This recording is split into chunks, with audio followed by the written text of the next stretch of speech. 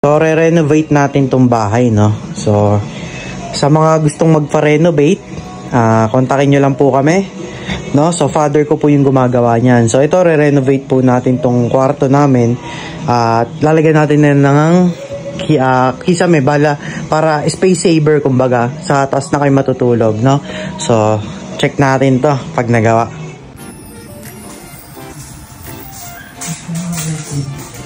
Gumagawa lang kami dito sa bahay Mel.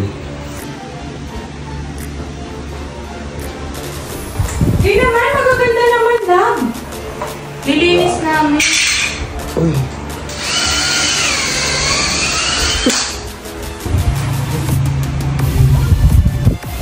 So, yan. Natapos na rin to. Gumagawa na lang tayo ng pundasyon. Yan. So, all goods. Ganda, tiba yan. You know, tapos na tayo dito.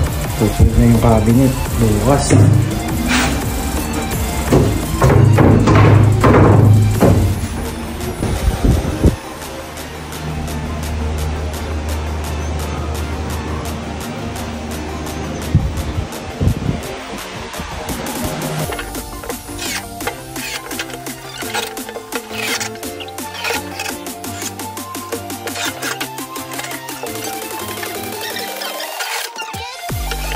Alright, papako na tayo. Papako na tayo.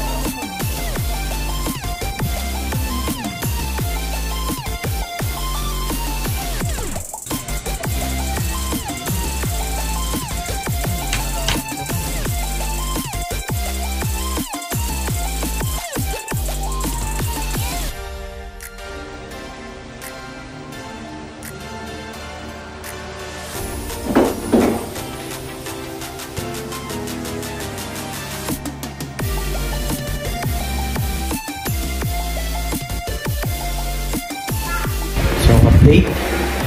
Matatapos na tayo. So, ginawa namin ito, habang to. So, lalagyan natin ito ng kisame. So, paplanoyin muna namin. And then, ito yung harang natin, no? So, ito, ang gagawin namin, dapat hindi ko pininturahan to para nakita yung plywood. So, ang gagawin ko, ito na lang muna siguro, design. Babarnisan ko. Para may design na may touch siya ng kahoy, no? And then, yung aircon na lang, pinapatibay namin yung takip. Yung dating aircon na ano. So, tatakpan natin.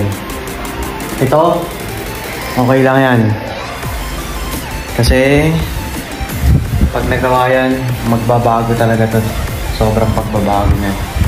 Then, napalitan na rin natin yung ating cortina. Hindi na siya, ano. So, yung blindfolds na lang siya na binababa. Mas maganda. Ayan. So, ito na yung progress natin. Konti na lang yung hagdan. Ilalagay na lang dito ni Papa. So, finishing na lang tayo. Ano pa ba? Yun. Then, yung magiging takip dito. Wala pa. So, susunod to. Yun.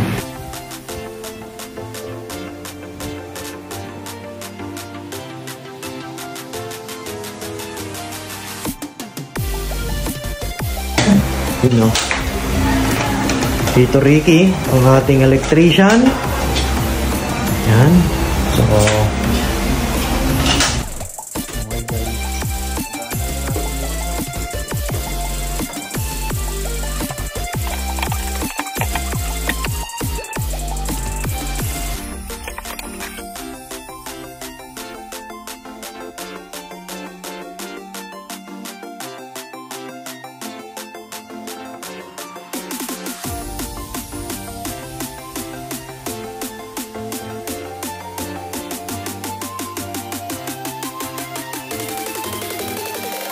yun, no? Tapos na po. Ayan, ang itsura ng ating dating kwarto. So, yung takas, yun na po yung kama namin. Ayan. So, ito na po yung aming ayan, entertainment. So, ayan. Kaya tayo sa kama. Yeah. Ayan. So, nilagyan natin ng net dahil yung mga dogs namin, sa amin sila nakatabi. So, para hindi sila malaglag. Okay, baba tayo. Ano masasabi mo, Didan? Talaga, ano masasabi mo? Ay, talaga, good daw. Ayan.